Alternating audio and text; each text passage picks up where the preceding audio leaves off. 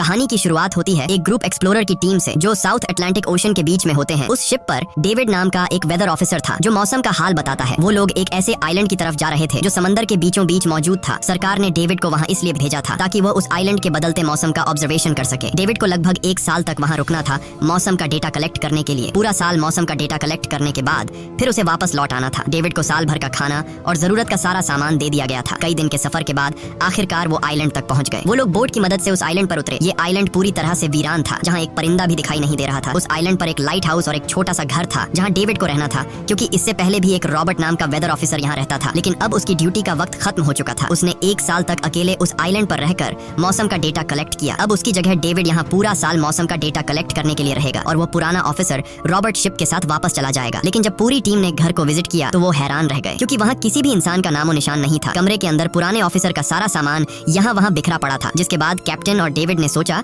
कि शायद light house में कोई हो सकता है। कैप्टन और डेविड बिना वक्त गंवाए लाइट हाउस की तरफ बढ़ते हैं और वो सब वहाँ एक अजीब नजारा देखते हैं। वो देखते हैं कि पूरा लाइट हाउस तेज और नुकीले लकड़ियों से घिरा हुआ था, जैसे किसी ने जानबूझकर उसे बंद कर दिया हो ताकि कोई भी अंदर न जा सके। जिसके बाद कैप्टन और डेविड ने लाइट हाउस का गेट कई बार नॉक किया, लेकिन अंदर से कोई रिस्पॉन्स नहीं मिला। आखिर में उन्होंने गेट को जोर से धक्का दिया और अंदर घुस गए। लाइट हाउस के अंदर उन्हें एक आदमी मिला जिसका नाम ग्रूनर था। जब उन्होंने ग्रूनर से पुराने वेदर ऑफिसर रॉबर्ट के बारे में पूछा तो उसने जवाब दिया कि वो तो मर गया है। वो समंदर की तरफ गया लेकिन दोबारा कभी लौटकर वापस नहीं आया। ग्रूनर की बातें सुनकर डेविड और कैप्टन दोनों चौंक गए। ये सब सुनने के बाद कैप्टन ने डेविड से कहा, अगर तुम अब भी चाहो तो हमारे साथ वापस चल सकते हो। लेकिन डेविड ने वापस जाने से इनकार कर दिया। डेविड ने सोचा अगर वो सरकार को उस आइलैंड का एक्यूरेट वेदर रिपोर्ट दे पाया तो उसे काफी मोटी रकम मिल सकती है। जिसके बाद कैप्टन ने उसे एक गन दी खुद की प्रोटेक्शन के लिए और कैप्टन ने डेविड से कहा कि ये जगह मुझे सेफ नहीं दिखाई दे रही, अपना ख्याल रखना। इसके बाद उसे वहीं पर छोड़कर वो सब वापस चल दिए और अब ये दोबारा वापस 1 साल बाद आएंगे। कैप्टन के जाने के बाद डेविड ने घर को थोड़ा सेटल किया, रहने के काबिल बनाया। रात होने के बाद उसे ड्रॉर में एक डायरी मिली जो पुराने वेदर ऑफिसर रॉबर्ट की थी। उस डायरी में आइलैंड के बारे में बहुत कुछ लिखा था। डायरी में एक मिस्टीरियस क्रीचर के बारे में कुछ बातें लिखी गई थी, लेकिन सब कुछ साफ नहीं था, कुछ बातें अधूरी थी। डेविड हर लाइन को ध्यान से पढ़ता गया। उस डायरी में कुछ अजीब तरह के जानवरों के स्केचेस भी बने थे। डेविड को समझ नहीं आया उसने ऐसी पिक्चर्स क्यों बनाई थी। शायद वो अकेला था और टाइम पास के लिए ऐसा किया होगा। डायरी के एक पेज पर पुराने ऑफिसर के वाइफ की फोटो भी लगी थी। डेविड वह डायरी पढ़ते पढ़ते थक गया और धीरे धीरे उसकी आंख लग गई। अगली सुबह डेविड ने मौसम का डेटा कलेक्ट करना शुरू कर दिया, लेकिन समंदर के पास पहुंचते ही उसके कदम रुक गए। उसने देखा कि चट्टानों के बीच कुछ पत्थर अजीब तरीके से सजाए गए हैं और उनके बीच शेल्स रखे थे अजीब से पैटर्न में। डेविड ने सोचा शायद ये सब ग्रूनर ने किया है। वो ये सोचकर दोबारा अपने काम में लग गया। काम के दौरान जब उसने दूरबीन से लाइट हाउस की तरफ देखा तो उसे ग्रूनर के साथ एक और इंसान भी दिखाई दिया, लेकिन पलक झपकते ही वो गायब हो गया। डेविड ने दोबारा उसे देखने की कोशिश की, लेकिन फिर उसे लगा कि ये उसका वहम है। रात को डेविड अपने काम में बिजी था, तभी दरवाजे पर नॉक हुआ। उसे लगा कि शायद ये ग्रूनर है। डेविड ने उसका नाम पुकारा, लेकिन कोई जवाब नहीं मिला। हाथ में लैंप लेकर जैसे ही डेविड दरवाजे की तरफ बढ़ा तो उसके कानों में कुछ अजीब सी आवाजें गूंजने लगी जो किसी इंसान की बिल्कुल भी नहीं थी। और फिर उसने देखा गेट के नीचे से किसी अजीबोगरीब क्रीचर का हाथ अंदर आने की कोशिश कर रहा है। वो इंसान का हाथ बिल्कुल भी नहीं था। ये देखकर डेविड के पांव तले जमीन ही खिसक गई। वो तुरंत बेसमेंट की तरफ भागा और वहां जाकर छुप गया। कुछ ही देर में वो मिस्टीरियस क्रीचर घर के अंदर घुस चुकी थी। वो छुप छुप कर डेविड को ढूंढ रही थी और डेविड बेसमेंट के एक छोटे से दरार से उसे देखने लगा। डेविड की हलचल से उस क्रीचर ने डेविड को देख लिया। जिसके बाद वो क्रीचर डेविड को मारने के लिए तेजी से उसकी तरफ भागा और दरार से उसे पकड़ने की कोशिश करने लगा। तो डेविड ने खुद को बचाने के लिए फौरन चाकू उठाकर उसकी आंख में दे मारा। वो क्रीचर चीख के भाग गई, लेकिन वो कभी भी वापस आ सकती थी। और डेविड के दिमाग में ये बात कंफर्म हो गई कि जो डायरी में क्रीचर के बारे में बात लिखी थी वह सच है। डर के मारे वो पूरी रात सो न सका। अगली सुबह जब डेविड घर से बाहर गया तो उसने रेत पर कुछ पैरों के निशान देखे जो किसी इंसान के बिल्कुल भी नहीं थे। वो निशान सीधे समंदर की तरफ जाकर खत्म हो गए थे। अब डेविड को सब समझ आ गया था कि क्यों ग्रूनर ने लाइट हाउस के चारों ओर नुकीली लकड़ियां लगाई हैं। अब डेविड जान गया कि अगर मैं इस घर में रहूंगा तो वो क्रीचर मुझे कभी भी मार सकते हैं। डर के मारे डेविड लाइट हाउस की तरफ दौड़ता है और ग्रूनर को चिल्लाकर कहता है, गेट खोलो, मुझे अंदर आना है। लेकिन ग्रूनर उसे अंदर नहीं आने देता और कहता है, तुझे शिप के साथ लौट जाना चाहिए था। डेविड निराश होकर वापस लौटता है, क्योंकि ग्रूनर उसे लाइट हाउस के करीब भी नहीं देखना चाहता था। वो उसके ऊपर पानी गिराकर उसे दूर जाने आइए देखते हैं को कहता है। अब उसे खुद ही कुछ करना होगा। उसने घर की हर एक विंडो को लकड़ी से बंद कर दिया, चारों तरफ नुकीली लकड़ियों से घेरा बनाया और गेट के बाहर पुराने कागज और किताबें रखी। फिर उन पर तेल छिड़क दिया ताकि अगर वो क्रीचर वापस आए तो उसे आग से डराकर भगाया जा सके। लेकिन एक बात थी जो डेविड अब तक नहीं जानता था और ये बात उसे आज रात पता चलने वाली थी। खुशकिस्मती से उसे घर के अंदर एक पुराना बॉक्स मिला। उस बॉक्स में एक गन थी और बहुत सारी बुलेट्स। ये देखकर उसे जिंदा रहने की थोड़ी सी उम्मीद मिली। जैसे जैसे सूरज ढलने लगा डेविड के दिल में डर बढ़ने लगा। कुछ ही देर में चारों तरफ रात का अंधेरा छा गया। डेविड गन हाथ में लिए घर के एक कोने में चुपचाप बैठा था। उसकी दिल की धड़कनें तेज थीं। तभी एक अजीब आवाज सुनाई दी और जब डेविड ने खिड़की से छुपकर समंदर की तरफ देखा तो जैसे उसके पैरों के नीचे से जमीन ही खिसक गई। उसने देखा कि सिर्फ एक नहीं बल्कि पानी में से कई सारी वही अजीबोगरीब क्रीचर्स उसकी तरफ बढ़ रही हैं। कुछ ही देर में वो सब इकट्ठा होकर कमरे का गेट तोड़ने की कोशिश करने लगे। डेविड ने तुरंत गोलियां चलानी शुरू की, जिनमें से कुछ क्रीचर्स गिरकर मर गए। डेविड को लगा कि गोली की आवाज सुनने के बाद वो डरकर भाग जाएंगे, लेकिन अपने साथियों को मरता हुआ देखकर वो और भी ज्यादा गुस्सा हो गए। तब डेविड प्लान बी अपनाते हुए गेट के बाहर रखे कागजों और पुरानी किताबों को आग लगा देता है। आग देखकर वो क्रीचर्स डर के मारे वापस समंदर में लौट गए। लेकिन अब वही आग डेविड के घर तक पहुंच चुकी थी। घर के दरवाजे ने आग पकड़ ली और धीरे धीरे फैलने लगी, क्योंकि पूरा घर लकड़ी का बना हुआ था। डेविड ने तुरंत एक चादर में खुद को लपेटकर अपनी जान बचाई और बाहर निकलकर लाइट हाउस के पास एक बड़े पत्थर के पीछे छुप गया। क्रीचर्स को शूट करते वक्त डेविड के हाथ में काफी गहरी चोट भी आई। तभी अचानक तेज बारिश शुरू हो गई। आग धीरे धीरे बुझने लगी, लेकिन पूरी रात की बारिश के बाद भी सुबह तक डेविड अपना घर नहीं बचा पाया। पूरा घर जलकर लगभग राख हो चुका था। अब अगर डेविड को जिंदा रहना है तो उसे लाइट हाउस में पनाह लेनी होगी। उसने अपनी राइफल उठाई और लाइट हाउस के पास के पत्थरों के बीच छुप गया और इंतजार करने लगा कि कब ग्रूनर पानी भरने आएगा। जब ग्रूनर पानी भरने के लिए लाइट हाउस से बाहर निकला तो डेविड उसके पीछे पीछे चल दिया। लेकिन तभी अचानक एक अजीब सा क्रीचर जो ग्रूनर के पास ही था, उसने डेविड पर हमला कर दिया। लेकिन किसी तरह करके डेविड ने उसे काबू कर लिया। वो क्रीचर ग्रूनर का रक्षक था। जब वह उसे शूट करने वाला था तो ग्रूनर ने तुरंत डेविड को रोका और कहा, रुक जाओ, ये मेरा पालतू है। डेविड ने गोली नहीं चलाई और मौके का फायदा उठाते हुए उसने ग्रूनर के साथ एक शर्त रखी, अगर इस क्रीचर को जिंदा रखना है तो मुझे लाइट हाउस में रहने दिया जाए, नहीं तो मैं इसे मार दूंगा। जिसके बाद ग्रूनर ने हाँ कर दी, क्योंकि डेविड के पास ढेर सारा खाना और गन पाउडर था। शाम होने से पहले दोनों बचा हुआ खाना लेकर लाइट हाउस लौट आए और वो दोनों आराम से सो गए। अगली सुबह वो क्रीचर चुपचाप डेविड का हाथ चाट रहा था। जब डेविड नींद से जागा तो उसने देखा कि इस क्रीचर के चाटने की वजह से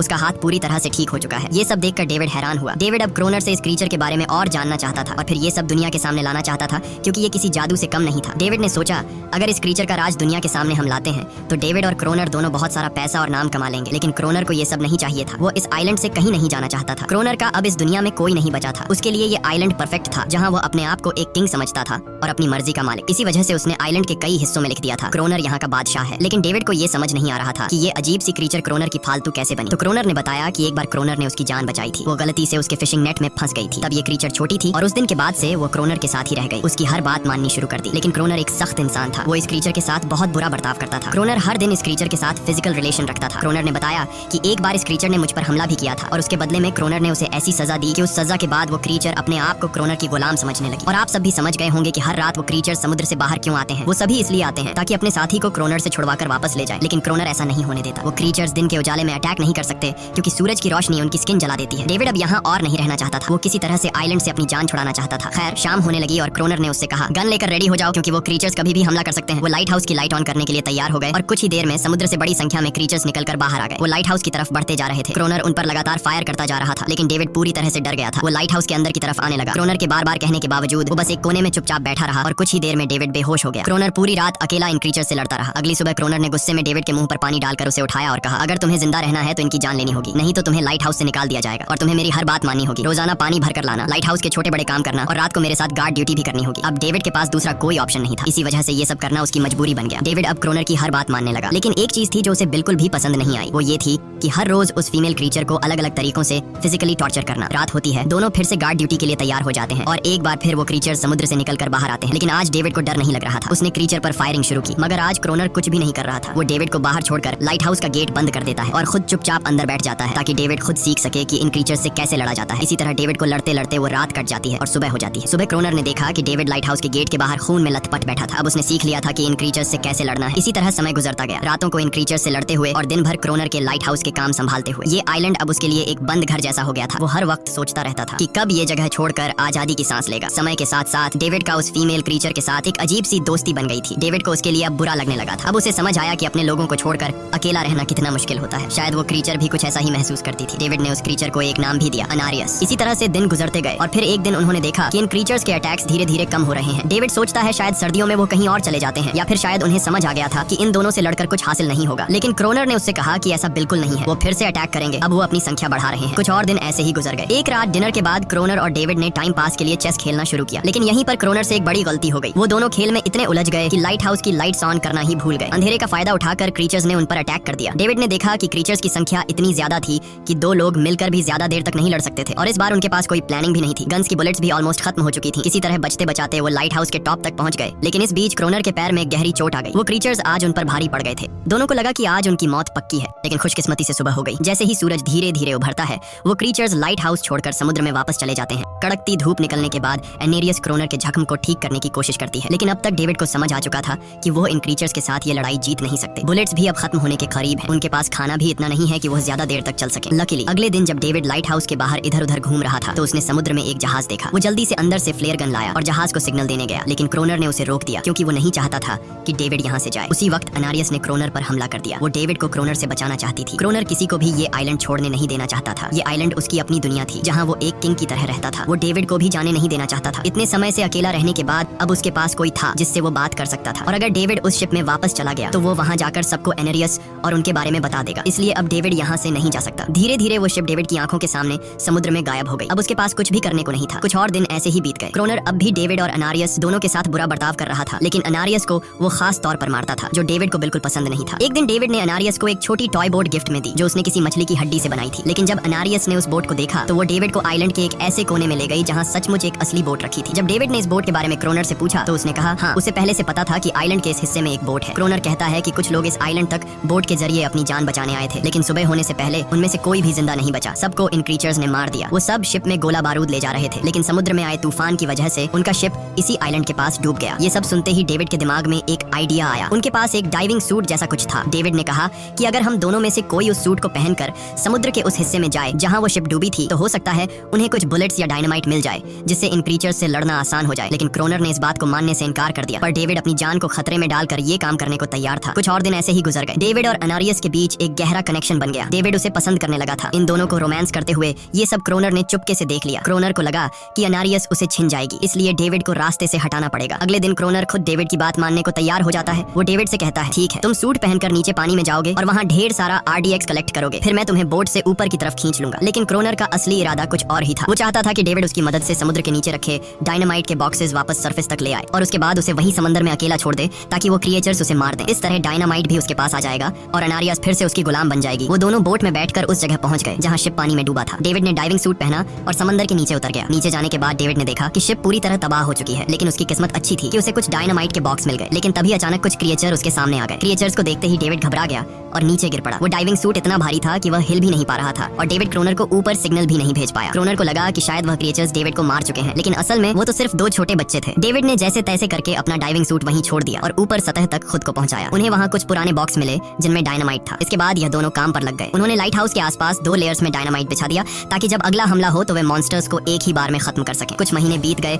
और बर्फबारी का मौसम आया, लेकिन एक बार फिर वो क्रिएचर्स गायब हो गए। अचानक से अटैक बंद हो चुके थे, जैसे क्रिएचर्स को खबर मिल गई हो कि उनके लिए जाल बिछाया गया है, इसीलिए अब वो अटैक नहीं कर रहे थे। क्रोनर को लगा कि शायद अनारियस ने उन क्रीचर्स को खबरदार कर दिया है, जिसकी वजह से वो अनारियस पर जुल्म करने लगा, लेकिन डेविड ने उसे रोक लिया। आखिर में दोनों ने मिलकर एक नया प्लान बनाया, लाइट हाउस का मेन गेट खुला छोड़ने का, ताकि जैसे ही वो क्रिएचर्स पास आए डायनामाइट से उन सबको उड़ा दिया जाए। डेविड ने चालाकी से काम लेते हुए अनारियस को लाइट हाउस के टॉप पर चीखने को कहा। एनारिस की आवाज सुनते ही सभी क्रिएचर्स गुस्से से भड़क उठे। क्रिएचर्स ने जब देखा कि लाइट हाउस का मेन गेट खुला हुआ है तो उन्हें लगा कि यह अच्छा मौका है अनारियस को छुड़ाने का, लेकिन असल में यह उनके लिए एक चाल थी। कुछ ही देर में वह क्रिएचर समंदर से बाहर निकलने लगे। वे सीधे मेन गेट की तरफ बढ़े